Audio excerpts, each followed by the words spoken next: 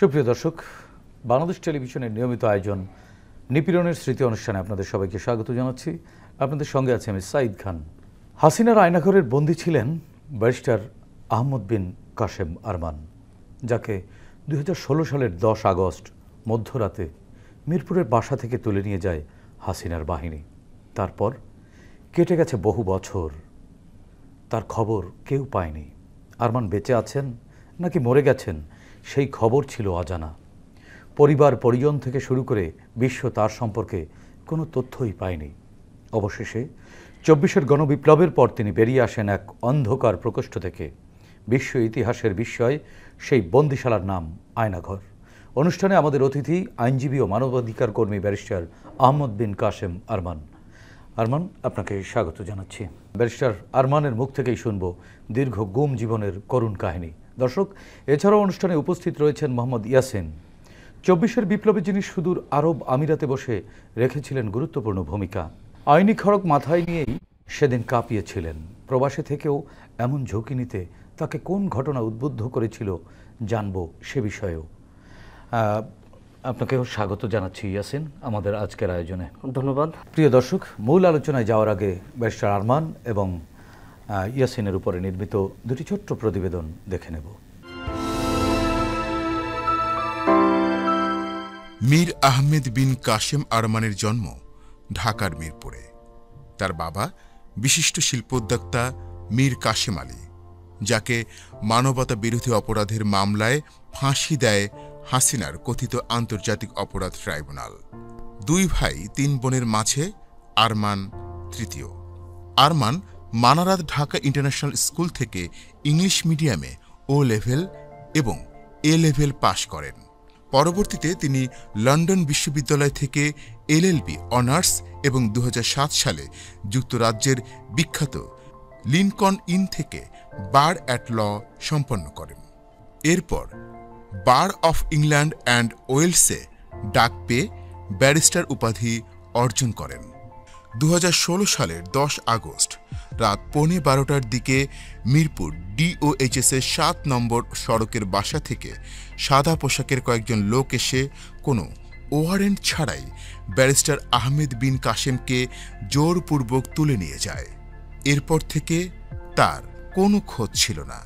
অবশেষে 2024 সালের 6 আগস্ট ঢাকার উত্তরা এলাকায় তাকে ফেলে রেখে যাওয়া হয়। তারপর তিনি পরিবারের সাথে যোগাযোগ করে ঘরে ফিরে আসেন। তার মুখ থেকেই হাসিনার আয়নাঘরের বিষয়ে বিশদভাবে জানতে পারে দেশীয় ও আন্তর্জাতিক গণমাধ্যম।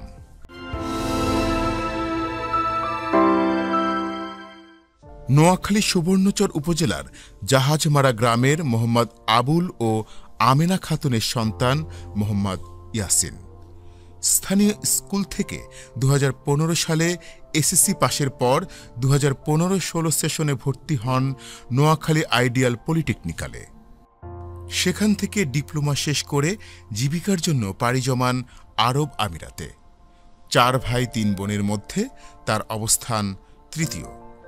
24-এর মধ্য জুলাইয়ে ঢাকার পরিস্থিতি যখন উত্তপ্ত, তখন জ্বলে ওঠে মরুর দেশ সংযুক্ত আরব আমিরাত। হাসিনার পুলিশের নির্মম খুনের প্রতিবাদে ফুঁসে ওঠে সেখানকার প্রবাসীরাও। কাজকর্ম ফেলে রাস্তায় প্রতিবাদে মিছিল বের করে তারা। তবে আমিরাতের আইনে সেটি দণ্ডনীয় হওয়ায় ইয়াসিনের মতো অনেককেই আটক করে আমিরাতের পুলিশ।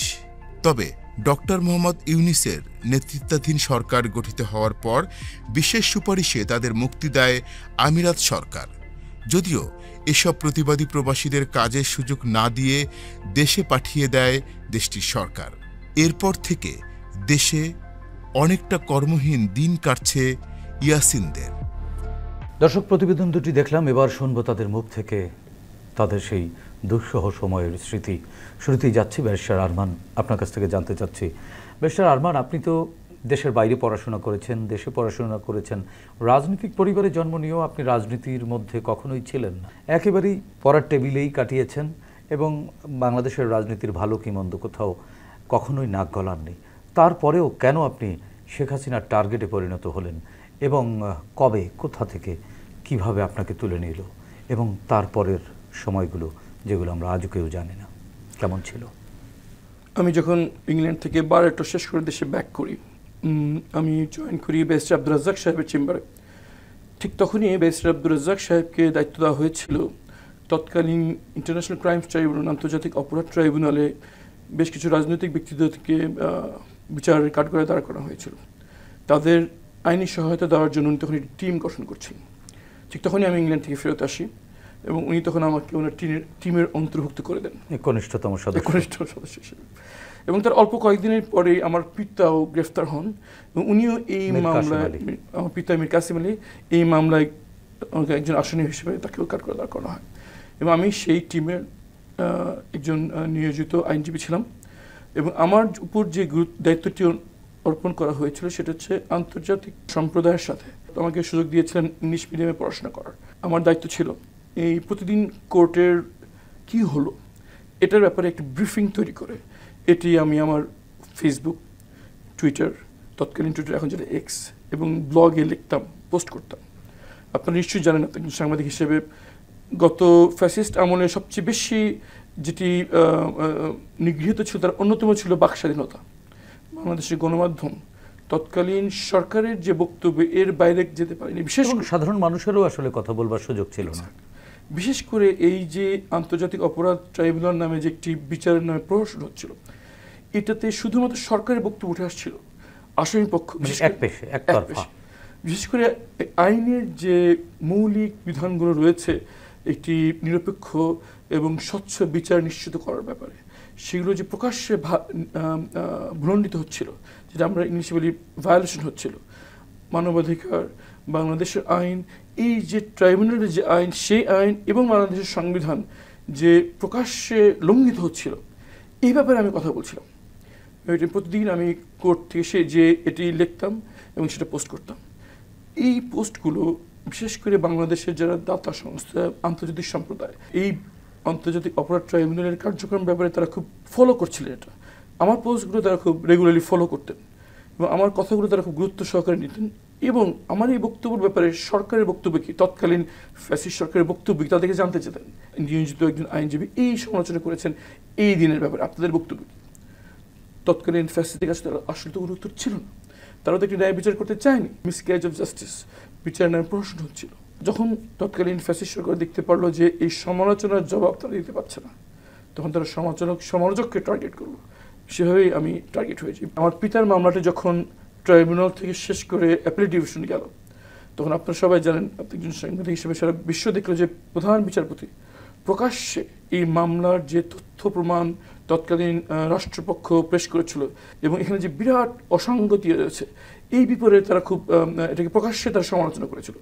এক পর্যায়ে প্রধান বিচারপতি এই কমেন্টও করেছিল যে রাষ্ট্রপক্ষের আইনজীবীদেরকে কাঠগড়ায় দাঁড় করা উচিত, যে এরকম দুর্বল, সাংঘর্ষিক, অসঙ্গতিপূর্ণ প্রমাণ নিয়ে কেমন করে তারা মামলা পরিচালনা করলো।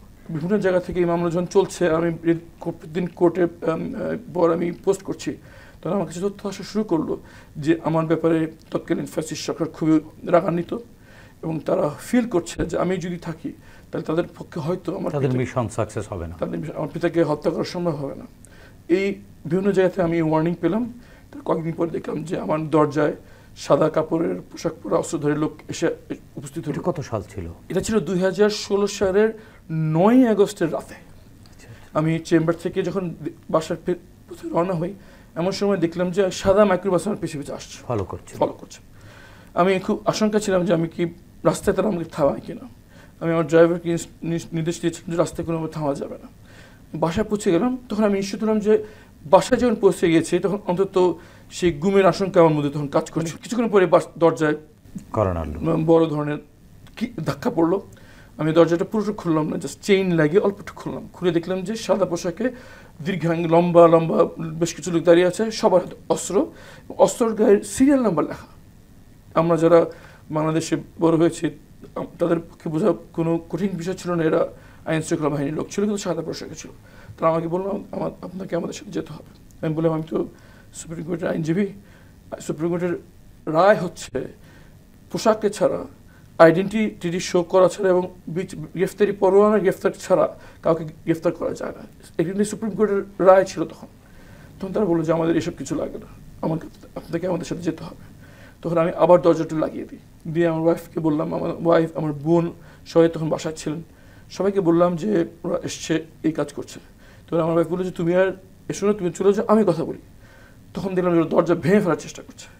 এক পর্যায়ে তখন আমি বললাম যে দরজা খুলো, কারণ ভেঙে যদি ঢুকে তাহলে বাচ্চাদের সামনে আমাকে তারা আমার সাথে খুব খারাপ ব্যবহার করতে পারে, আমি চাই নেই আমার বাচ্চারা দেখুক। আর আমি ওই মুহূর্তে মনে করেছি যে বাসা থেকে নিশ্চয়ই গুম করবে না, বিশেষ যে এত সাক্ষী আছে। তো তারা দরজা খুলে দিল, আমার ওয়াইফ, তারা হুড়মুড় করে 10-12 জন ঘরে ঢুকে গেল এবং আমাকে টেনে আমার ঘর থেকে বের করে নিয়ে গেল। একটি কথা দর্শকদের জানা উচিত, তখন আমার ছোট মেয়ে, 2 মেয়ে, আমার বড় মেয়ে 4 বছর বয়স, ছোট মেয়ে 3 বছর বয়স। আমি মেয়েদেরকে খুব সিরিয়াস ছিলাম, তারা যেন কখনো খালি পায়ে ঘরে বাইরে না যায়। তখন আমার পায়ে জুতো ছিল, আমি জাস্ট বাসে জুতো খুলে খালি পায়ে দাঁড়িয়ে আছে। তখন আমাকে হেডসেট নিয়ে যাচ্ছে, তখন আমার ছোটো মেয়ে চিৎকার করতো, বাবা তুমি খালি পায়ে যাচ্ছ, বাবা খালি পায়ে যাচ্ছ। ও তো বুঝতে পারি না যে গুম হচ্ছে। ও আমার জুতো নিয়ে পাশাপাশি পিছনে দৌড়ানো শুরু করলো যে বাবা তুমি খালি পায়ে যাচ্ছ, বাবা তুমি খালি পায়ে যাচ্ছ। আমি তো বুঝতে পারিনি যে 8টি বছরের জন্য আমি পরিবার থেকে বিচ্ছিন্ন। কোথায় নিয়ে গেল তারা? 8 বছর আমার এই অনুতাপ আমার মধ্যে কেটেছে, যদি আমি জানতাম যে এই কাজ তারা আমার সাথে করবে, তার আসার আগে আমার 2টা মেয়েকে আদর করে দিয়ে আসতো। আমাকে টানে হচ্ছে গাড়িতে নিয়ে চোখ বেঁধে ফেললো। তখন আমার মামা যখন সিঁড়ি দিয়ে নামাচ্ছে, আমার মেয়ে পিছিয়ে পিছিয়ে দৌড়াচ্ছে জুতো দিয়ে, বাবা তুমি খালি পেয়ে যাচ্ছ, বাবা তুমি খালি পেয়ে যাচ্ছ। আমাকে তারা গাড়িতে উঠে, একজন যারা আমাকে নিয়ে যাচ্ছে তারা একজন আমার মেয়ের হাত থেকে জুতোটা নিয়ে আমার গাড়িতে উঠে গাড়ি টান দিয়ে নিয়ে গেলাম। কিছুক্ষণ পরে আমার চোখ বেঁধে ফেলার চেষ্টা করলো। তখন আমি বাধা দিলাম যে আপনি চোখ বাঁধছেন কেন? বলে যে এটাই নিয়ম। আমি বললাম আমি তো সুপ্রিম কোর্টের একজন আইনজীবী, আমাকে দয়া করে বলবেন আইনের কোথায় আছে গ্রেফতার করার পর একজনকে চোখ বাঁধতে হবে। তখন যে কমান্ডিং অফিসার ছিল সে খুব কর্কশ ভাষায় বললো যে দুর্ব্যবহার করতে বাধ্য করবে না, এমনভাবে বললো। তখন আমি বুঝলাম যে আইনের সহায়তা আমি আর পাবো না, চোখ বেঁধে ফেললো, জিম্মি হয়ে গেল। শুরু হলো আমার 8 বছরের অন্ধকারের জীবন। ওই সময়ের নিপীড়নগুলো বলা যাবে কিনা? যে অন্ধকার ঘরে তারা আটকে রাখতো, সে অন্ধকার ঘরের ভিতরে তারা আমাকে চোখ বেঁধে রাখতো, হাত করা পরিয়ে রাখতো, এবং হাত করার ঘষায় আমার প্রথমে ঘা হয়ে গেল, ঘা থেকে রক্ত ঝরতো, একটা সময় ইনফেকশনে পুঁজ হয়ে গেল হাতে হাতে। আমি বারবার বলতাম দেখেন আমি তো একটি ঘরে বন্দি আছি, বন্দি অবস্থায় যেখানে আমি বাইরে আলো দিন কে রাত বুঝতে পারছি না, সেখানে কেন আমাকে চোখ বেঁধে রাখছেন, কেন আমাকে হাত পরে পরে রাখছেন? আমি তাদেরকে দেখাতাম যখন তারা খাবার নিয়ে আসতো, দেখেন হাতের কি অবস্থা, রক্ত ঝরছে, পুঁজ বেরোচ্ছে, নিজের পুঁজের গন্ধে আমি নিজে খেতে পারতেছি না, বমি আসতেছে, একটু দেখেন কিছু করা যায় কিনা। তারা কি করলো, হাত করাটার হাত থেকে করে পায়ে পড়ে বললো যে এটাই নিয়ম, সকল বন্দিকে এভাবেই থাকতে হবে। এবং তখন আমার যখন হাতের ঘাট একটু শুকিয়ে আসলো, তো আবার পা থেকে সরে হাতে পরিয়ে দিল, 24 ঘন্টা এভাবেই তারা রাখতো এবং বলতো এটাই নির্দেশ। এবং আমার কাছে সবচেয়ে বেশি যেটা খারাপ লাগতো সেটা হচ্ছে যে আমি বলতাম যে হাত জোর করে দেখেন ঠিক আছে মেনে নিলাম, আমাকে পরিবারের সাথে যোগাযোগ করতে দেবেন না, মেনে নিলাম আমাকেও পরিবারের কথা বলবেন না, পরিবার আমার কথা বলবেন না, আমি একজন মুসলমান এবং এটা সংখ্যাগরিষ্ঠ মুসলমানের দেশ, আমাকে একটু ঘড়ি দেন, আমি তো বুঝতে পারছি না এখন দিন রাত, আমার একটা ঘড়ি দেন, আমি 5-6টা নামাজ চাইতে পড়তে পারি, একটা কোরআন শরীফ দেন, আমি 24টা ঘন্টা কাটাতে পারি। তো শুধু একটাই উত্তর দিত যে দেওয়া যাবে না, উপরে নির্দেশ। বাচ্চাদের যে বাচ্চাটা জুতা নিয়ে দৌড়ালো ওর কথা মনে পড়তো না, পরিবারের কথাগুলো তো মনে পড়তো। আপনি কি জানতেন যে আপনার বাবাকে ফাঁসি দিয়ে দেওয়া হয়েছে? আপনি এই খবরটি পেয়েছেন কতদিন পরে? আপত্তি করতাম তাদের কাছে যখনই তারা খাবার দিতে আসতো, দেখেন আমি আমার পিতা নিয়োজিত আইনজীবী হিসেবে বাকি মামলা থেকে বুঝি যে এই রায় পূর্ব নির্ধারিত। আমাকে একটু জানান কি হলো আমার পিতার, যদি ফাঁসি হয়ে থাকে কোথায় ফাঁসি হলো, কোথায় থেকে দাফন করা হলো। আমার পিতার খুব ইচ্ছা ছিল যে শেষ জানাজাটা আমি পড়াই, কে তার জানাজা পড়ানো, আকুতি মিনতি করতাম প্রভৃতির কাছে। কতদিন পরে জানলেন? 3 বছর পর। বন্দি অবস্থায় জানলেন? বন্দি অবস্থায় আমি প্রায় অসুস্থ হয়ে পড়তাম, তো অবর্ণনীয় ছিল, অসহনীয় ছিল। প্রায় 3 বছরের মাথায় আমি এত অসুস্থ হয়ে পড়ি যে আমার খিচুড়ি শুরু হয়ে যায়, চোখ উল্টে দিয়েছিল, দাঁত লেগে, মানে অ্যাজমাটিক প্রবলেমটা, অ্যাজমাটিক প্রবলেম, সাইকোলজিক্যাল ট্রমা, সব থেকে আর কি। সবচেয়ে মজার বিষয় হচ্ছে ওখানে একটি বন্দির বেঁচে থাকার জন্য যে ন্যূনতম প্রয়োজন সেটা তারা দিত না, যেমন একটি ঘড়ি দিত না, রসিদ দিত না, একটা বালিশ দিত না। আবার একটি বন্দি যেন মৃত্যুবরণ না করে এই সব ব্যবস্থা ছিল, হাসপাতালের সকল ব্যবস্থা ছিল, একজন 24 ঘন্টা নিয়োজিত ডাক্তার ছিল, প্রশিক্ষিত নার্স ছিলেন, পুরুষ নার্স ছিলেন, কিছু হলেই তারা দৌড়ে আসতো। ইসিজি মেশিন ছিল, ব্লাড প্রেশার মেশিন ছিল, গ্লুকোজ মাপার মেশিন ছিল, হার্ট রেট মাপার মেশিন ছিল। মানে তাদের সিদ্ধান্তটা এরকম ছিল যে বাঁচতেও দেবে না, মরতেও দেবে না, তাদেরকে মানে একেবারে খুঁচিয়ে খুঁচিয়ে দুর্ভোগটা যতখানি প্রলম্বিত করা যায়, মৃত্যুর চেয়ে একটা খারাপ অভিজ্ঞতা দেওয়ার সুপরিকল্পিত এবং ওয়েল থট আউট একটা কার্যক্রম সেখানে চলছিল, পরিকল্পিত। এবং শুনলেন আপনার বাবা আর নেই, ওই দিন কোথায় ছিলেন, কিভাবে শুনলেন, তো আমি কে বললো আপনাকে? খিচুড়ি উঠে গেল আমার, তখন যেখানে যে ডাক্তার ছিল সে দৌড়ে অনেকে চলে আসলো, চোখ বাঁধা অবস্থায় বুঝতে পারছি যে আমার ব্লাড প্রেশার মাপা হচ্ছে, ব্লাড সুগার মাপা হচ্ছে, তখন আমার খিচুড়ি চলছে। তখন আমি অনেকজন চলে আসলো, গলার স্বরে বুঝতে পারলাম সিনিয়র কিছু লোক চলে এসছে। তখন আমি আকতি বললাম যে বেঁচে থেকে কী লাভ, মৃত্যুর চেয়ে ওই কঠিন অবস্থায় জীবন্ত লাশ করে বেঁচে রাখার কী মান। তখন দেখলাম কেউ একজন আমার কাঁধে হাত দিল, দিয়ে বললো আপনাকে শক্ত থাকতে হবে, আপনার মা এখনো বেঁচে আছে। তখন আমি বুঝতে পারলাম যে আমার পিতা নাই, বাবা আর নেই, মা এখনো বেঁচে আছে, মানে আমার পিতা আর নেই। এই 3 বছর পর এই ইনডিরেক্ট তথ্য আমি বুঝতে পারলাম যে আমার পিতা। ওই দিন কেঁদেছিলেন? কান্না শুকিয়ে গিয়েছিল। তুই প্রথম 3 মাস কেঁদেছি ওই খবরটা শোনার পরে। তারপর বুক পাথর হয়ে গেল, মনে হলো যে এই পাষাণ দুনিয়া বেঁচে থেকে কী লাভ। এবং বহুবার মনে হতো যে এর চেয়ে তো মরে যাওয়া অনেক ভালো, কেন আমাকে বেঁচে রাখা হবে। মরে যাওয়ার চেষ্টা করেছিলেন একবার? আমার আধ্যাত্মিক বিশ্বাস আমাকে সেই কাজ থেকে বিরত রেখেছে। এমন কোনো দিন নাই যেখানে মৃত্যুর কথা আমার মনে হয়। মানে নিজের মৃত্যু নিজে কামনা করতেন? মানে মনে হতো যে মৃত্যু একটা ছুটির ঘন্টার মতো মনে হতো, মনে হতো যদি আমাকে মেরে ফেলতো এই যন্ত্রণার একটা শেষ হতো। মানে মৃত্যুই মুক্তি। মৃত্যুর কথা মনে হতো আমার মুখে হাসি আসতো। মৃত্যু মানে আমার আর এই যন্ত্রণা সইতে হবে না, এই অন্ধকার ঘরে থাকতে হবে না, এই জীবন্ত কবরে থাকতে হবে না। কিন্তু আত্মহত্যার চেষ্টা আমি কখনো করিনি, কারণ আমার কিন্তু নিজে যাতে স্বাভাবিকভাবে মরে যান এই কামনা করেছেন। মন থেকে মনে হতো যে যদি আমাকে মেরে ফেলতো তারা, তাহলে আমার এই যন্ত্রণা শেষ হতো, মন থেকে এটা মনে হতো। কিন্তু ধর্মীয় বিশ্বাসের কারণে মেয়ের কথা মনে পড়তো না সবসময় যখন ক্ষুধায় কষ্ট হতো তোর মধ্যে মেয়েরা কি করছে, আমার মেয়েরা আমার কাছে আর খেত না, বিশেষ করে আমার বড় মেয়ে, আমি হাতে না খাই এদের খেতাম, খেতে পারতাম না ওদের চিন্তায়। আমার অ্যাজমা রোগ ছিল, আমার 2 মেয়ে আমার কারণে আমার অ্যাজমা রোগী জেনেটিক্যালি বংশীয়, ওরাও অ্যাজমা রোগী। যখন আমার বন্ধ করে ভ্যাপসার মধ্যে শ্বাসটা নুকতো, তখন আমার মনে হতো মেয়েরা কেমন আছে। যখন প্রচণ্ড গরমে হিট স্ট্রোক হতো, প্রায় হিট স্ট্রোক হতো, ভ্যাপসা গরম, ঘরে কোনো ফ্যান থাকতো না, সিলিং ফ্যানের জায়গা ছিল কিন্তু সিলিং ফ্যান থাকতো না, কারণ যদি আত্মহত্যার চেষ্টা করি কোনো ফ্যানের ব্যবস্থা ছিল না, কোনো বাতাস চলাচলের ব্যবস্থা ছিল না। গরমে যেমন কষ্ট পেয়েছি, শীতে সেরকম কষ্ট পেতাম। আমার যখন কষ্ট হতো তখনই বাচ্চাদের কথা মনে হতো, যখনই আমার মৃত্যুর কথা মনে হতো আমার সন্তানদের কে দেখবে, কে তাদের দেখে রাখবে। মানে তখনও বেঁচে যাবেন আশায় ছিলেন? আমি আশায় রেখেছিলাম। আমি জানি যে আমার আগে গ্রেফতার হয়েছিল বিএনপির কেন্দ্রীয় নেতা সালাউদ্দিন সাহেব, ওনাকে প্রায় 3.5 মাস পর ইন্ডিয়াতে ছেড়ে দেয়। তো 3 মাস পর্যন্ত আমি দিন গুনেছি যে হয়তো এর মধ্যে আপনাকেও হয়তো ছেড়ে দেবে, কিন্তু 3 মাস পার হয়ে গেল, তখন আমার সব আশা পুরো হয়ে গেল যে আমি তো এত বড় কেউ না যে আমার জন্য নতুন করে কিছু করবে। রেকর্ড হচ্ছে 3 মাস। সালাউদ্দিন সাহেব যখন আমার 3 মাস হয়ে গেল, তখন আমার মনে হলো যে আর মনে হয় আমি এখান থেকে জীবিত বেরোতে পারবো না, হয় আমি নিজেতেই আমার এখানে মৃত্যু হবে, নাহলে তারা আমাকে হত্যা করবে।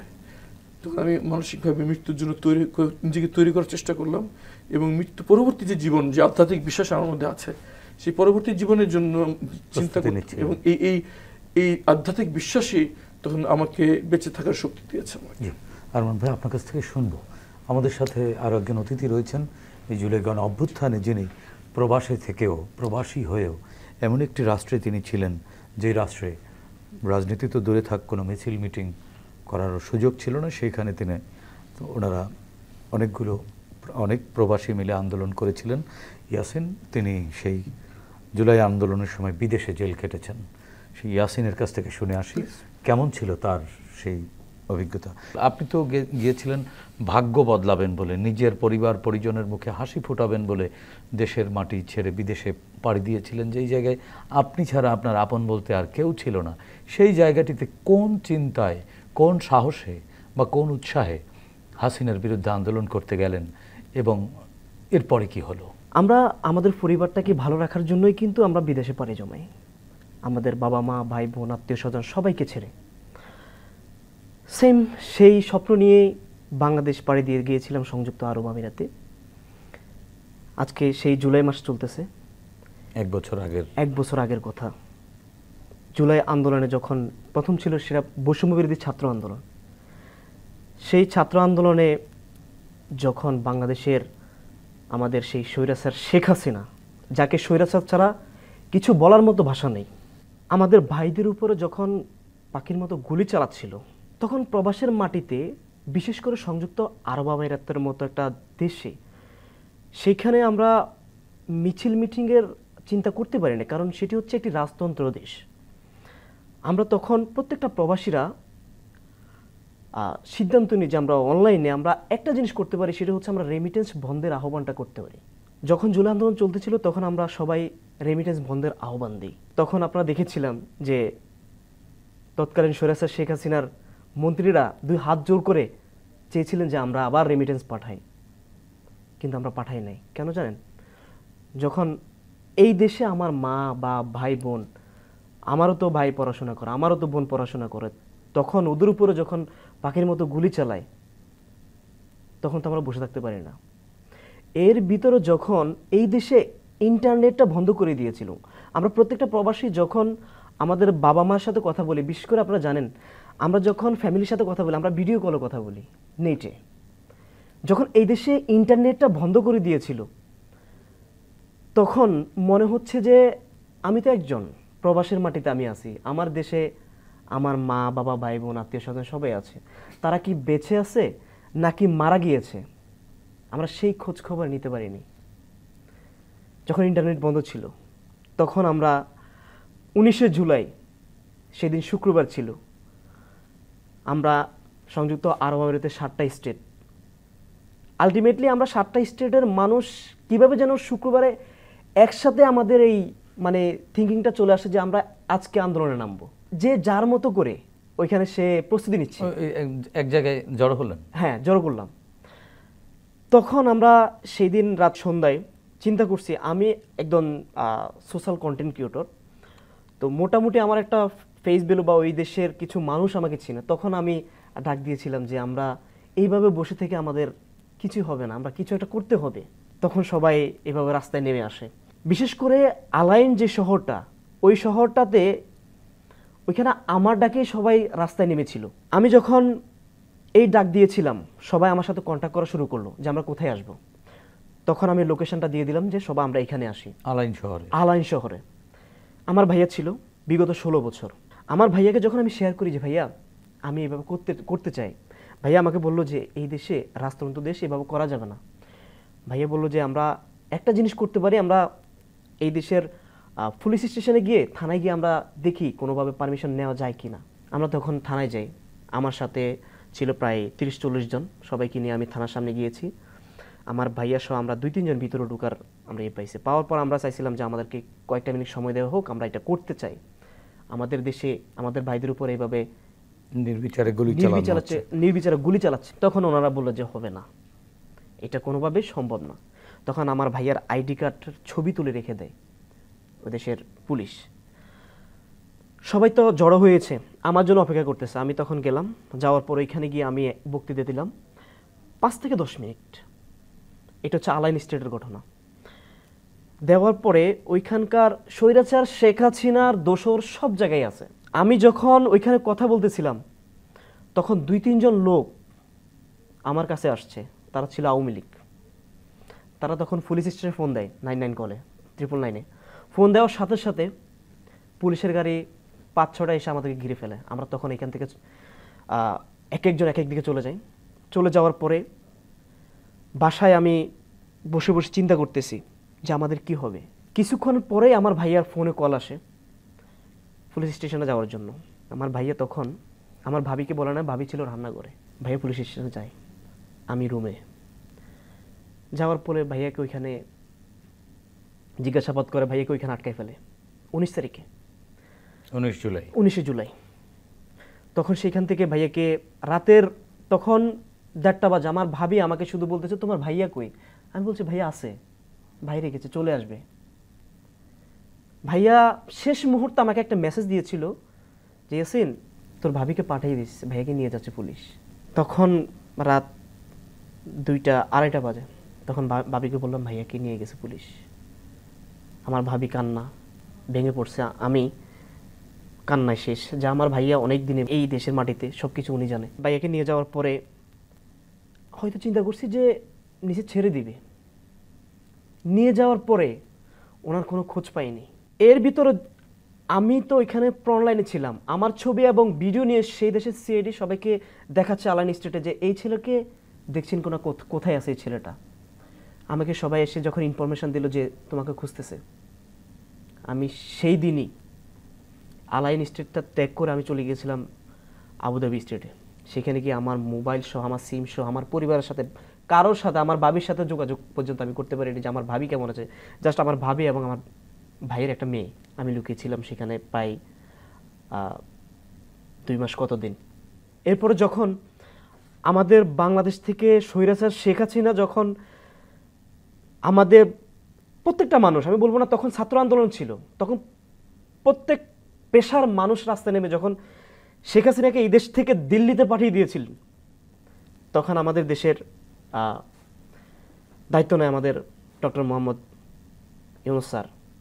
ওনার একান্ত প্রচেষ্টা আমার ভাইয়া তখন দেশে চলে আসে। আমি কিন্তু তখন এখন নর্মাল একটা সিচুয়েশন আছি যে এখন তো আর কিছু হবে না, আমি এখন নর্মাল চলাফেরা করতেছি। হঠাৎ করে ভাইয়া আসার পরে, তখন ছিল অক্টোবরের 21 তারিখ, আমাকে সিআইডি থেকে ফোন দেয়, আর ইউ এসেন? ইয়েস আই এম এসেন, immediately come to CID office. আমি তো বুঝতে পারছি যে আমাকে কেন সিআইডি অফিস থেকে আমাকে কল দিবে। তখন আমি কারোর সাথে সিদ্ধান্ত নেওয়ার কোনো সুযোগ পাই নাই। আমার ভাইয়াকে বলছে ভাই আমি কি করব, তখন আমার ওই দেশে আর কেউ নাই, আমার ভাবিও চলে আসছে। তখন ভাইয়া বলে তুই চলে আস। আমি সেই দিন 1 ঘন্টার ভিতরে ডিসিশন নিয়েছি এবং ইমার্জেন্সি টিকিট কাটছি। টিকিট কাটে আমি আবুধাবি এয়ারপোর্ট ত্যাগ করে আমি দুবাইতে আসছি, কারণ এয়ারপোর্ট আবুধাবি যেটা এটা একটু সেন্সিটিভ। আমি দুবাইতে আসছি, সেখানে এসে আমি আমার পরনে একটা প্যান্ট ছিল, একটা শার্ট ছিল। আমি তখন এখানে আসার পরে বোর্ডিং পাস হয়েছে, ইমিগ্রেশনে যখন গেছি সেখান থেকে আমাকে আটক করে আরব আমিরাত পুলিশ। আটক হওয়ার পরের স্মৃতি আমরা শুনবো। আমরা একটু ব্যারিস্টার আরমান ওনার কাছ থেকে আরেকটু শুনে আসি। আরমান ভাই, মৃত্যুই যেখানে মুক্তির একমাত্র পথ মনে করেছিলেন, সেই জায়গায় 8 বছর কাটালেন। এই সময়টাতে পরিবারের কথা মনে পড়েছে, প্রিয় বাবার মৃত্যুর সংবাদটি 3 বছর পর পেলেন এবং এখনও মা বেঁচে আছে। এই শব্দগুলো আপনার কাছে কেমন ছিল? এবং আসলে এই জায়গার খাবার, আপনি তো স্বাভাবিকভাবে এই পরিবেশে অভ্যস্ত কোনোদিন ছিলেন না, এটা কি মানিয়ে নিতে বাধ্য হয়েছিলেন, না একটা সময় এটাই বেস্ট মনে হয়েছিল? খুবই কঠিন মনে হয়েছিল আমার কাছে। একটা মানুষের সাথে কথা বলতে না পারার যে কত বড় কষ্ট। একটি অন্ধকার ঘরে কেউ নাই, একটু কথা বলতে পারলে যে কতটুকু, মানে আকুতিটা যে কতটুকু, তখন আমরা বুঝতে পেরেছি। সময় বুঝতে পারতাম না যে কটা বাজে। 24 ঘন্টা আসলে কত লম্বা সময়, কত বড় সময়, ওইখানে যেয়ে বোঝা যায়। মাপতে পেরেছিলেন? মাপতে পারতাম না। আমরা দিনক্ষণ বুঝতাম খাবার দিয়ে। সকালে রুটি আসছে মানে সকালে নাস্তা মানে সকাল হয়েছে, একটু পর খাবার আসছে মানে দুপুর হয়েছে, আর তারপর খাবার আসছে মানে রাত হয়েছে। খাবার দেখে আমরা দিন নির্ণয় করতাম। আমরা যেখানে থাকতাম সেখানে তো প্রথমে আলো বাতাস ঢুকতো না, বাইরে কি দিন হয়তো আমরা বুঝতে পারতাম না। আর সেখানে একটা এক্সস্ট ফ্যান চালাতো খুব পাওয়ারফুল, যাতে বাইরের কোনো আওয়াজ আমরা শুনতে না পারি উচ্চস্বরে। এই জন্য সাউন্ডটা ব্লক হয়ে যেত। শীতকালে প্রহরীদের কষ্ট হতো দেখে তারা ফ্যান বন্ধ রাখতো। তখন যদি আওয়াজ, বাইরের কোনো আওয়াজ, বিশেষ করে আজানের আওয়াজ আসতো, তারা লাউড মিউজিক ছেড়ে দিত যাতে বাইরের আওয়াজটা আমরা শুনতে না পারি। বহির্বিশ্বের কোনো কিছু থেকে সম্পূর্ণ বিচ্ছিন্ন করার প্রক্রিয়া সেখানে ছিল আর কি। মানে বার মাস এগুলো তো বুঝতে নেই না। প্রায় 6 মাস পর্যন্ত প্রত্যেকদিন ঘুম থেকে উঠে যখন আমি টয়লেটে যেতাম, যে ওই হাত করাটা দিয়ে একটি আঁচড় দিতাম দেয়ালে, প্রত্যেক দিনের জন্য একটি আঁচড়, প্রত্যেকদিন একটা দাগ। এইভাবে আমি 6 মাস পর্যন্ত আমি দাগ দিয়ে হিসাব রেখেছিলাম। মানে টয়লেটের দেয়ালে, মানে টয়লেটের জায়গা ছিল না। ঘটনাক্রমে একদিন একজন প্রহরী বুঝে ফেলে যাবে এই কাজ করছে, তো তারা এসে আমাকে খুব দুর্ব্যবহার করে এবং পরে দাগগুলো উঠিয়ে ফেলে এবং বলে যে আর কখনো দাগ দেওয়া যাবে না। 6 মাস পর আর কোনো আমার হিসাব থাকলো না। তখন শুধু আমি খাবারের হিসাব থেকে দিন রাত বুঝতাম, আর একটা আনুমানিক হিসাব করতাম যে আমাকে নিয়ে গিয়েছিল যেদিন, সেদিন আনুমানিক বৃহস্পতিবার ছিল আর কি। সেই থেকে আমি অনুমান করতাম যে হয়তো আজকে এইবার। এভাবে আমি করতাম, দিনগুলো বোঝার চেষ্টা করতাম এই জন্য যাতে ইবাদত করতে পারি। আমি আল্লাহর কাছে খুব কাঁদতাম যে আল্লাহ, রমজান আসতেছে, এরা তোমাকে নামাজের সময় বলতেছেন, আমি কীভাবে বুঝবো রমজান শুরু হচ্ছে কিনা, কীভাবে বুঝবো রোজা কীভাবে হচ্ছে, ইফতার কখন হচ্ছে, সেহরি কখন হচ্ছে। তাহলে আমি আল্লাহর কাছে খুব কাঁদতাম যে আল্লাহ একটু রমজানটা রাখতে পারি, হয়তো বাঁচবো না, শেষ রমজানটা যেন একটু ইবাদত করতে পারি, আল্লাহর কাছে এই আকুতি করতাম। আলহামদুলিল্লাহ, হঠাৎ করে একদম দেখলাম যে রাতে খাবার দেওয়ার সময় একজন প্রহরী আমাকে বলছে রমজানের চাঁদ দেখা গেছে, রাতের বেলা সেহরি আসবে, তারাবি নামাজ পড়েন। আমি খুব আল্লাহকে ছাপ ছিল অন্তত এটুই তারা জানালো।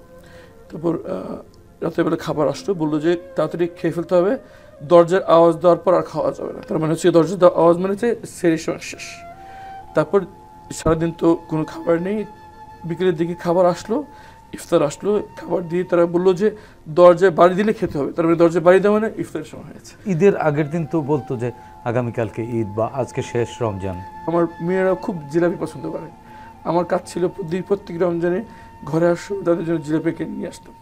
আমার মনে আছে প্রথম ঈদে আমি ঝরঝর করে চোখ দিয়ে পানি পড়ছে যে আমার মেয়েদেরকে কি যে জিলাপি কিনে দিচ্ছে, আমাকে ছাড়া তো হয়তো মুখ দিয়ে বলতে পারছে না আর কি। তো খুব সব কিছুতে সন্তানদের কষ্ট খুব কাজে লাগতো। আর একই সঙ্গে মনে হতো যে আমার যদি এরকম কষ্ট হয় তাহলে আমার মার কি লাগছে। আমি তো জন্ম দিইনি, আমি গর্ভে ধারণ করি নাই। পিতা হয়ে যদি আমার এরকম অনুভূতি হয় সন্তানদের জন্য, তাহলে যে মা আমাকে গর্ভ ধরেছে তার কিরকম লাগছে, তার কি অনুভূতি হচ্ছে। আল্লাহর কাছে চোখের পানি ফেলে দোয়া করতে পারলাম আমার মাকে যেন জানিয়ে দেন যে তার সন্তান বেঁচে আছে, আর মাকে যেন জানিয়ে দেন যে উনি খেতে পাচ্ছে না। তো যাই হোক রমজান এভাবে কেটে গেল। একদিন হঠাৎ করে তারা আমাকে বললো যে ঈদের চাঁদ দেখা গেছে আর তারাবি পড়া লাগবে না। বুঝলাম রমজান শেষ হয়েছে।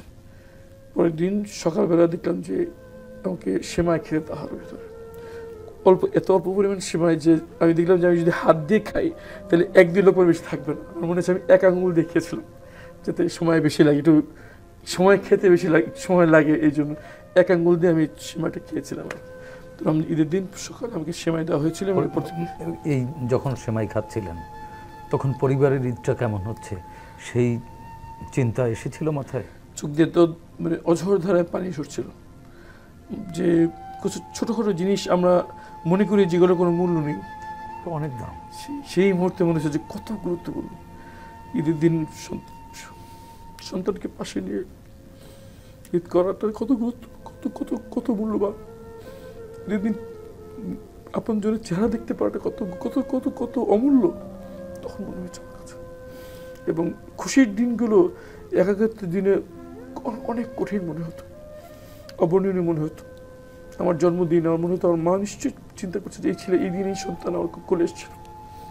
আমার বিবাহ বার্ষিকী দিন আমার স্ত্রীর কথা মনে হতো। আমাকে যারা তখন নিয়ে যায় তখন আমার 32 বছর বয়স, আমার স্ত্রীর 27 বছর বয়স যখন আমাকে তারা নিয়ে যায়। চিন্তা করে দেখি একটি 27 বয়সের একটি মেয়ে 2 সন্তান নিয়ে জানে না তাকে সে কি নিজেকে বিধবা বলবে, ভাববে কিনা। এভাবে তাদের কাটিয়ে যাচ্ছে বছরের বছর। তাদের কথা চিন্তা করে আমার কাছে মনে হতো যে কি কেন এর মধ্যে আমাকে যেতে হচ্ছে। কখনো কি রাগ হতো নিজের জীবনের উপরে, অভিমান হতো? সৃষ্টিকর্তার সাথে অভিমান করতাম মনে মনে। বলতাম যে হে সৃষ্টিকর্তা, আমি তো তোমার আদেশ মেনে করার চেষ্টা করছি যতটুকু সম্ভব, আমার উপর কেন এত বড় পরীক্ষা আসলো আর কি। আমার যখন আপনি একেবারে একা থাকবেন তখন সৃষ্টিকর্তার সাথে সম্পর্কটা বৃদ্ধি পায়। যার কেউ থাকে না তারা আল্লাহ থাকে আর কি। আমি ওই অন্ধকারের মধ্যে আমি সৃষ্টিকর্তার নিদর্শন দেখেছি আর কি। আমার মনে হতো আমার সাথে কেউ কথা বলছে।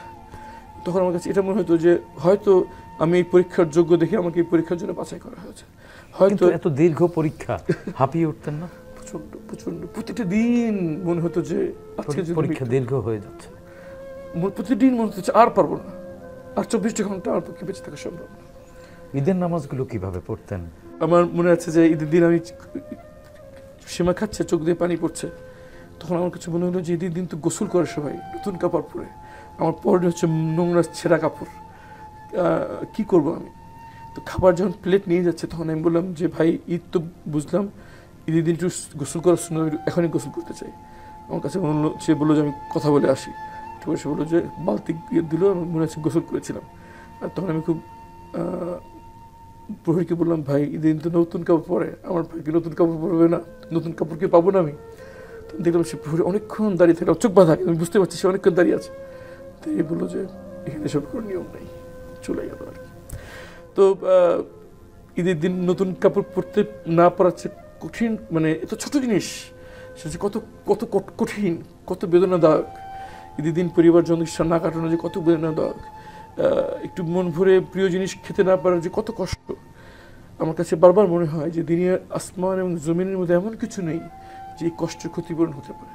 একমাত্র ক্ষতিপূরণ আমি এখন মনে করি যে পরকালের জীবনে যদি সৃষ্টিকর্তা তার অপার করুণা এর বিনিময় দেন, সেটাই আমার একমাত্র পাওয়া। আর ভাই, শারীরিক নিপীড়ন কেমন ছিল? শারীরিক নির্যাতনগুলোর ক্ষত কেমন? আমাকে সত্যি কথা বলতে হবে, তারা আমাকে কখনো শারীরিকভাবে প্রহার করেনি, কিন্তু যা করেছে সেটা তো মৃত্যুর চেয়ে খারাপ। মানে শরীরটাকে আপনাকে শেষ করে দিয়েছে। শেষ করে দেয়। যেমন হাত করার পর আমার মনে আছে, আপনি যেটা বলেছি, আমার মনে আছে একদিন ঘুম থেকে উঠে দেখি যে আমার পুজ যে গায়ের কাপড়ের সাথে লেগে শুকিয়ে আছে। আমি যখন হাতটা টান দিলাম, সঙ্গে সঙ্গে ফিনকি দিয়ে রক্ত বেরোলো, রক্তে সারা হাত ভরে গেল। ওদেরকে বললাম যে দেখেনি অবস্থায় আমি এভাবে কীভাবে হাত করা পড়ে থাকি। তারা বলছে কিছু করার নেই। ডাক্তার আসলো, ব্যান্ডেজ দিল, একটু ইয়া করলো, পায়ে হাত করা পরিয়ে দিল। এইভাবে চলছে। এই যে প্রহরী যারা ছিল বা যারা তুলে নিয়ে যেত, এদের কাউকে কি এই তদন্ত কমিশন বা গুম কমিশন কেউ হদিশ করতে পেরেছে? এই জ্ঞানটিকে কি শনাক্ত করা যায়নি যে এই জায়গাটিতে এই সময় এই তারিখ থেকে বা এই সময় কারা ডিউটি করেছে বা এইখানে কাদের পদায়ন ছিল? ফ্যাসিস্ট একা, শেখ হাসিনা একা ছিল না, তার সহযোগিতা করে অসংখ্য লোক ছিল, বিশেষ করে প্রশাসনের সাথে যারা জড়িত। এই টুলসগুলো আইডেন্টিফাই করা যায়নি এখনো। আমার কাছে যেটা মানে সবাই বুঝতে পারছে যে তৎকালীন স্বৈরাচার যারা দোসর, তার একটি বিরাট অংশ এখনো স্বপদে বহাল, বেশ ভালো আছে। এবং শুধু বহাল নয়, তারা সক্রিয়ভাবে এই তদন্ত এবং বিচার প্রক্রিয়াকে প্রলম্বিত করছেন, ব্যাহত করছেন এবং অনেক জায়গায় বিফল করার সক্রিয় চেষ্টা করছেন। আপনি একজন ভিকটিম এবং তদন্ত সংস্থার সাথেও কাজ করছেন। দুইটি অভিজ্ঞতাই আপনার একার আছে। এই অভিজ্ঞতা খুব কম মানুষেরই আছে, কম ভিকটিমেরই আছে। আপনি কি আশা করতে পারেন বা বিশ্বাস করেন যে আপনি ন্যায় বিচার পাবেন? আসলে আশা করার উপায় উপকরণ খুবই কম, হতাশাই বেশি। প্রফেসর ইউনূস সাহেবকে ওনার আন্তরিকতায় ঘাটতি নেই, পূর্ণ আস্থা রাখি। আমি যখন গুম কমিশনে যাই, গুম কমিশনারদের সাথে কথা বলি, তাদের যে স্পৃহা দেখি তাদের সেখানে আমি আস্থা পাই। আমি যখন আন্তর্জাতিক অপরাধ ট্রাইব্যুনালে যাই, প্রসিকিউটরদের মনোবল দেখি, আস্থা পাই। আমি যখন তদন্ত সংস্থায় আমি সাক্ষী দিতে গিয়েছিলাম, তখন তাদের ভিতরে যে দৃঢ়তা দেখেছি, আপোষহীন অবস্থান দেখেছি, আমি আমি আমি আশাবাদী। সবচেয়ে বড় কথা হচ্ছে যে বাংলাদেশে এমন কিছু ঘটেছে যেগুলো সকল ধরনের যুক্তিকে বা যেটা ইংলিশে বলে ডিফাইজ লজিকের বিরুদ্ধে অনেক কিছু বাংলাদেশে হচ্ছে। এই জন্যই আমি আশাবাদী। আপনি তো মানে গুম কমিশনের সাথে আপনাদেরকে যে জায়গাগুলোতে আটকে রাখা হয়েছিল, যে জায়গাটিতে, সেই অন্ধকার প্রকোষ্ঠে গিয়েছিলেন, আপনি কি শনাক্ত করতে পেরেছিলেন কোন কক্ষে কোন জায়গাটিতে 8 বছর আপনার শরীরের ঘাম, আপনার পুজ, রক্ত যে মাটিতে মিশে আছে, সেই জায়গাগুলো কি শনাক্ত করতে পেরেছিলেন? আলহামদুলিল্লাহ, যেহেতু আমি দীর্ঘ বছর ছিলাম, একটু একটু করে অনেক কিছু আমার মেলাতে পেরেছিলেন। আমি বুঝতে পেরেছি। আমার সুস্পষ্টভাবে মনে আছে, আমি প্লেন ল্যান্ড করে আওয়াজ শুনতে পেতাম একদম ক্লিয়ার, বিশেষ করে শীতকালে। আমি ট্রেন যাওয়ার আওয়াজ শুনতে পেতাম, আমি গাড়ি যাচ্ছে দ্রুত যাচ্ছে শুনতে পেতাম, আমি পিটি প্যাড হচ্ছে শুনতে পেতাম শীতকালে বিশেষ করে। এসব আওয়াজ আমার কানে আসতো। বিভিন্ন সময় আমি যেখানে ছিলাম, তারা যত গোপন করার চেষ্টা করতো, তারপর বেশ কিছু ক্লু আমি জানতে পারি। যেমন আমাকে একবার ওষুধ দেওয়ার সময় ওষুধগুলো আমি ক্লিয়ারলি দেখে ফেলি TFI লেখা, যেখানে আমাকে রেখেছিল সেটা ছিল র্যাব 1-এর পরিচালিত TFI সেলে। তো একবার আমার মলম যখন হাতে যখন ঘা হয়ে গিয়েছিল, তারা কখনো মলম আমার হাতে দিত না, আমাকে হাত পাততে হতো, তারা মলমটা হাতে বের করে টিউব দিয়ে দিত। কোনো একদিন একজন ভুল করে আমার হাতে দিয়ে দিয়েছিল। তো আমার ক্লিয়ারলি মনে আছে, টিউবের গায়ে ক্লিয়ারলি লেখা প্রপার্টি অফ র্যাব হেডকোয়ার্টার। এরকম বিভিন্ন সময় বিভিন্ন ইয়াতে আমি আমার যে জায়গায় আমি ছিলাম সেটা আইডেন্টিফাই করেছি। কিন্তু আমি যে সেলে ছিলাম সেটা আমার শুধু মনে আছে যে ফ্লোরের টাইলস এরকম ছিল, কোথায় ভাঙা ছিল, কোথায় কি লেখা ছিল একটু আমার স্মরণে ছিল। আমার অ্যাটাচ টয়লেট ছিল, সেটার রং কি ছিল, সেটা বিবরণ কি ছিল, এটা আমি লিখছি। ওই যে টয়লেটের দেয়ালে যে দাগগুলো দিয়েছিলেন এখনো কিছু বিদ্যমান। যাই হোক, আমি যখন তদন্ত কমিশন এবং তদন্ত সংস্থা গুম কমিশনকে যখন আমার বর্ণনা দিচ্ছিলাম, তারা আমাকে বিভিন্ন ছবি পাঠাচ্ছিলেন আমাকে। আমি তখন চিকিৎসার জন্য দেশে বাইরে ছিলাম, তখন তারা আমাকে বেশ কিছু ছবি পাঠাচ্ছিলেন, দেখো এগুলো একটা আপনার সেল কিনা। দেখলাম যে একটা আমার সেল। আমি বললাম না, প্রায় 200 ছবি আমাকে পাঠানো হলো। আমি বললাম একটা আমার সেল না। তখন তারা আমাকে বললো যে ঠিক আছে, আপনি আমাকে বর্ণনা করেন কখনো নাকি আপনার সেল থেকে বের করেছে কিনা। তখন আমি বললাম যে চোখ বেঁধে যখন বের করতো, কয়েক পা বের হওয়ার পরে 5টা সিঁড়ি পের হতো, ছোট্ট কয়েকটা সিঁড়ি পের হয়ে আমি যেতাম।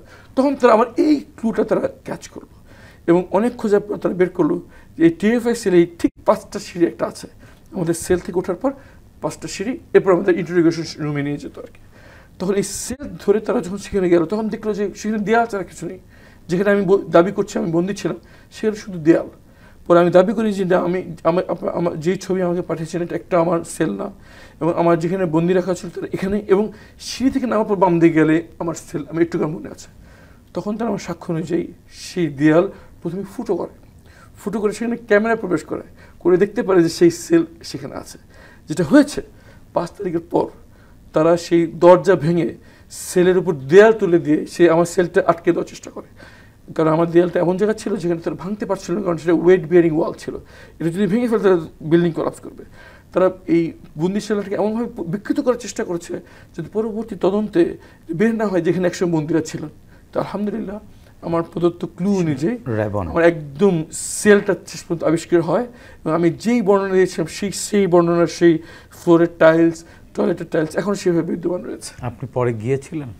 পরবর্তীতে প্রাথমিকভাবে তদন্ত সংস্থার সাথে আমি প্রথমবার যাই, দ্বিতীয়ত প্রফেসর ডক্টর ইউনুসের সাথে আমি আরেকবার যাই, এবং তৃতীয়ত আমেরিকান মানবাধিকার সংস্থার রবার্ট এফ কেনেডির প্রতিনিধি দল আমেরিকা থেকে আসে, তাদের সাথে আমি আরও একবার যাই। এবং সর্বশেষ সাংস্কৃতিক মন্ত্রণালয়ের উদ্যোগে একটি ডকুমেন্টারি তৈরি হচ্ছে গুম বিষয়ক, সেই তাদের কাছে আমার কথা বর্ণনা করার জন্য সেই ডকুমেন্টারি টিমের সাথে আমি সর্বশেষ আমি সেই সেলে আমি আরেকবার 8 বছরের ছেলে আপনি গিয়েছিলেন। আরমান ভাই, এই যে মনে করেন আপনার জীবন থেকে 8 বছর কেড়ে নেওয়া হলো, আপনার শিশু বাচ্চাদের কাছ থেকে 8 বছর পিতৃত্বের স্নেহ কেড়ে নেওয়া হলো, আপনার প্রিয়তমা স্ত্রীর কাছ থেকে তার স্বামীকে 8 বছরের স্নেহ ভালোবাসার বাইরে রাখা হলো, প্রিয়তম পিতার জানাজাটি আপনার পড়া হলো না, আপনার মা তার প্রিয় সন্তানের শরীরে স্পর্শ করতে পারেনি এতগুলো বছর, এতগুলো মানুষের কষ্ট যদি যোগ করা হয় এই পৃথিবী সইতে পারবে না, হয়তো সে ভর হয়তো নিতে পারবে না। এই কাজ যারা করেছে তাদের কেমন বিচার হওয়া উচিত, ছোট্ট করে বলবেন, আপনি একজন আইনজীবী। সবচেয়ে গুরুত্বপূর্ণ বিষয় হচ্ছে এই বিচারটা যেন ন্যায় বিচার হয়, এই বিচারটা যেন স্বচ্ছ হয়, এবং এই বিচারটা যেন আন্তর্জাতিক অঙ্গনে গ্রহণযোগ্য হয়, এমন একটি বিচার হতে হবে। এর সঙ্গে এই বিচার একই সঙ্গে বিচারটি দৃষ্টান্তমূলক হতে হবে, যাতে ভবিষ্যতে আর কোনোদিন এই বাংলার মাটিতে আর কোনো আরমান না হয়, আর কারো অধিকার কেড়ে নেওয়ার চিন্তা যাতে কেউ না করতে পারে। ইয়াসিন, জেলখানার স্মৃতিটা কেমন ছিল, সেখান থেকে কবে বেরোলেন? ওই দিন রাতে এয়ারপোর্টে রাখা হয়, একদম ভোরবেলা 5টার দিকে একটা কালো গাড়ি আসে। ওই কালো গাড়িটা করে আমাকে কোথায় নিয়ে গিয়েছে আমি আর বলতে পারবো না। চোখ বাঁধা ছিল ওখানে? চোখ বাঁধা ছিল। কিছুটা আরমান ভাইয়ের সাথে আমার সাথে মিলে যাবে, আমি কথা বলতেছি। আমাকে যখন নিয়ে যাওয়ার পরে আমাকে একটা রুমে বন্দি করে রাখা হয়। প্রথম ওই রুমে একটা চেয়ার ছিল এরকম, সামনে একজন আমার স্টেটমেন্ট নেওয়ার জন্য একটা টেবিল আছে, আর নিচে হচ্ছে আপনার টাইলস। ওই রুমে বন্দি করে রাখা হয় প্রায় 2-3 ঘন্টা। নেওয়ার পরেই আমাকে বলল, যদি বসে থাকো তাহলে এখানে বসে থাকবা, আর ঘুমালে এখানে ঘুমাবা, ফ্লোরে। এইটা ছাড়া কোনো উপায় নেই। আমি তখন বসে বসে কান্না করতেছিলাম। যখন আমি ভাবতে পারলাম যে মনে হচ্ছে না আমি আমার মা বাবা অথবা আমার পৃথিবীর আলো দেখতে পাবো, এই কথাটা যখন আমার মাথায় আসলো, তখন মনে হচ্ছে যে আমার বুকটা ফেটে যাচ্ছে। বসে বসে কান্না করতেছিলাম, সারা রাত ঘুম আসে নাই, একটু চোখ বন্ধ হয়ে আসছে। তখন আমি ফ্লোরে শুইছি, উপরে এসি চলতেছে, এত পরিমাণ ঠান্ডা, উপরে এসি, আমি নিচে একটু নিজেকে দিয়ে এভাবে হাতের উপরে দিয়ে কিছুক্ষণ ঘুমালাম। ঘুমানোর পরে একজন লোক আসলো, আসার পর আমাকে জিজ্ঞাসা করলো, উনি হিন্দিতে বললো আমাকে আমি ওইখানে কেন আন্দোলন করেছিলাম, কী জন্য করেছিলাম। ওনাদের কাছে সব প্রুফ আছে এবং ওনাদের কাছে সব ডিটেলস আছে। আমার ভাইয়া ছিল ওইখানে, আমার ভাইয়ার ঘাড়ি, আমরা কে কে ছিলাম সব উনি জানে। উনি আমাকে সব কিছু বলে দিচ্ছে। বলার পরে উনি আমাকে বললো, তোমাকে বাঁচালে শুধু আমি বাঁচাতে পারবো, তুমি সত্য কথা বলো। তখন আমি বললাম, আমার সোশ্যাল মিডিয়াতে যত ভিডিও ছিল আমি তখন কিন্তু সব ডিলিট করে দিয়েছিলাম। দেওয়ার পরে ওনাকে আমি স্বীকার হইনি যে আমি এখানে আন্দোলন ছিলাম। আমাকে তখন আটকে রাখছে। কতদিন বন্দী ছিলেন আপনি ওইখানে? আমি বন্দী ছিলাম 1 সপ্তাহ। এর মধ্যে কি আপনাকে শারীরিকভাবে মেরেছিল কিনা? আমাকে যেদিন নেওয়া হয়েছিল বলতে হয়, আমাকে উলঙ্গ করে রাখা হয়েছিল। আমাকে এবং আমরা যারা বন্দী ছিলাম যখন আমাদের প্রফেসর ডক্টর মোহাম্মদ ইউনূস আসলো, ওনাদের একান্ত ব্যক্তিগত মোট প্রচেষ্টা কতজনকে আপনার একবারে মুক্তি দিয়েছিল? আমরা 101 ছিল ইন্ডিয়ার, 189 জন আমরা একসাথে দেশে আসছিলাম। তো দেশে পাঠিয়ে দেওয়া হয়। দেশে পাঠিয়ে দেওয়া হয়। এই যে মনে করেন আপনি ভাগ্যের সন্ধানে গেলেন কিন্তু সেখানে প্রতারিত হলেন, এই ফ্যাসিস্টের বিরুদ্ধে কথা বলতে গিয়ে চলে আসতে হলো, এটাও তো এক ধরনের আপনি আপনার নিপীড়নের মধ্য দিয়েই কাটলো। আপনার যেখানে একটা সুন্দর ভবিষ্যতের প্রত্যাশা নিয়ে গেলেন, এটার তো ক্ষতিপূরণ পাওয়া উচিত নাকি? এখন আমরা সব কিছু হারিয়ে আসছি। এখন বর্তমানে আমাদের ফ্যামিলির অবস্থা, আমাদের নিজেদের অবস্থা অনেক করুণ অবস্থা। এখন যদি বাংলাদেশ যদি আমাদেরকে মনে করে যে না, ওদেরকে সাময়িকভাবে হলো একটু স্টেবিলাইজ হওয়ার জন্য পাশে দাঁড়ানো উচিত, তাহলে আমি এটা আপনারা প্রত্যাশা করেন? এটা অবশ্যই আমরা প্রত্যাশা করি। জি, ধন্যবাদ দিয়েছেন আপনাকে আরমান, আপনাকেও ধন্যবাদ। প্রিয় দর্শক, শেখ হাসিনা সময়ের স্রোতে হারিয়ে যাওয়া এক ঘৃণিত স্বৈরাচারের নাম, যিনি নিজের ক্ষমতাকে দীর্ঘস্থায়ী করতে বিরোধী রাজনৈতিক কর্মীদের উপরে চালিয়েছিলেন নিপীড়ন। তার এই নিপীড়ন পৃথিবীর বহু স্বৈরাচারের রক্ত নদীকে করেছে ম্লান, গড়েছে নির্মমতার নতুন রেকর্ড। ব্যারিস্টার আহমদ বিন কাশেম আরমানের উপরে যে নিপীড়নের ঘটনা ঘটেছে তা কোনো শব্দমালা দিয়ে বর্ণনা করা সম্ভব নয়। মৃত্যু থেকেও যে জীবন ভয়ঙ্কর অন্ধকার প্রকোষ্ঠে, সেটি তিনি প্রত্যক্ষ করেছেন বছরের পর বছর। আর মোহাম্মদ ইয়াসিন, যে কিনা কেবল দেশপ্রেমের জন্য প্রতিবাদ মুখর হয়েছিল একটি ফ্যাসিস্ট সরকারের বিরুদ্ধে, রাজপথে তাদের সেদিনের হুঙ্কার এদেশে হাসিনার পতনকে করেছিল ত্বরান্বিত। আমাদের প্রত্যাশা 24 পরবর্তী বাংলাদেশ গুম খুনের বিচার করবে। আরমানদের মতো যারা গুমের শিকার হয়েছিলেন তাদের জন্য নিশ্চিত করবেন একটি স্বস্তির বাংলাদেশ, যাতে ইয়াসিনদের মতো প্রবাসীরাও নিশ্চিন্তে থাকতে পারেন, অর্থনীতির চাকা সচল রাখতে নির্বিঘ্নে চালিয়ে যেতে পারেন নিজ কর্তব্য। দর্শক, এই অনুষ্ঠানে চাইলে আপনিও যোগ দিতে পারেন। আমাদের ইমেল nipironersriti.btv@gmail.com পাঠাতে পারেন আপনার সঙ্গে ঘটে যাওয়া যে কোনো নিপীড়নের ঘটনা। আগামীতে বাংলাদেশ টেলিভিশনের মাধ্যমে আমরা সেগুলো তুলে ধরব। সে পর্যন্ত সবাই ভালো থাকুন, সুস্থ থাকুন, বাংলাদেশ টেলিভিশনের সঙ্গেই থাকুন। খোদা হাফেজ।